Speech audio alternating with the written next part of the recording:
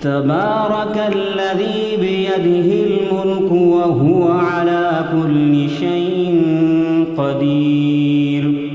الذي خلق الموت والحياة ليبلوكم أيكم أحسن عملا وهو العزيز الغفور. الذي خلق 7 سماوات طباقا ما ترى في خلق الرحمن من تفاوت فارجع البصر هل ترى من فطور ثم ارجع البصر كرتين ينقلب إليك البصر خاسئا وهو حسير. ولقد زينا السماء الدنيا بمصابيح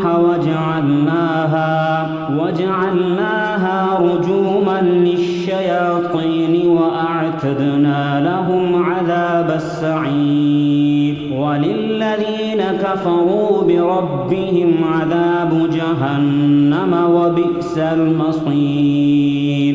إذا ألقوا فيها سمعوا لها شهيقا وهي تفور تكاد تميز من الغيظ كلما ألقي فيها فوج سألهم خزنتها ألم يأتكم نذير قالوا بلى قد جاءنا نذير فكذبنا وقلنا ما نزل الله من شيء إن أنتم إلا في ضلال كبير.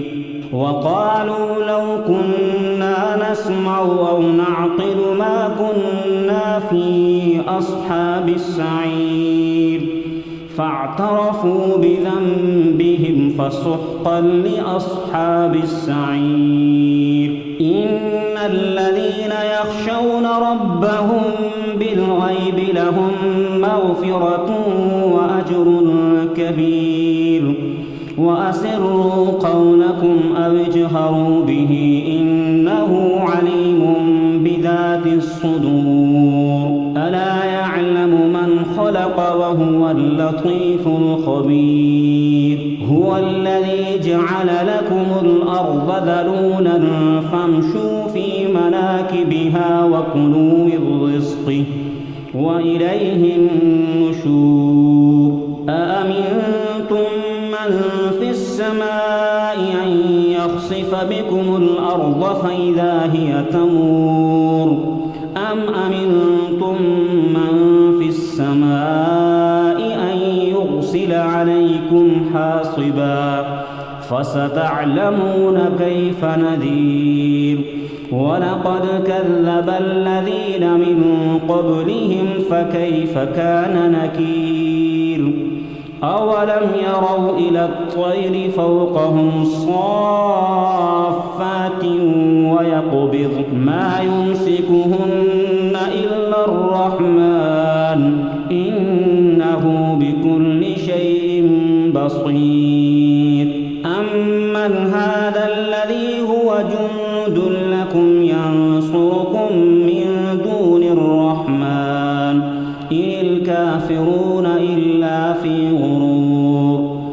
أمن هذا الذي يرزقكم إن أمسك رزقه بل لجوا في عتب ونفور. أفمن يمشي مكبا على وجهه أهدى أمن يمشي سويا على صراط مستقيم. قل هو الذي أنشأكم وجعل لكم السمع والأبصار والأفئدة قليلا ما تشكرون. قل هو الذي ذرأكم في الأرض وإليه تحشرون. ويقولون متى هذا الوعد إن كنتم صادقين. قل إنما العلم عند الله وإنما أنا نذير مبين.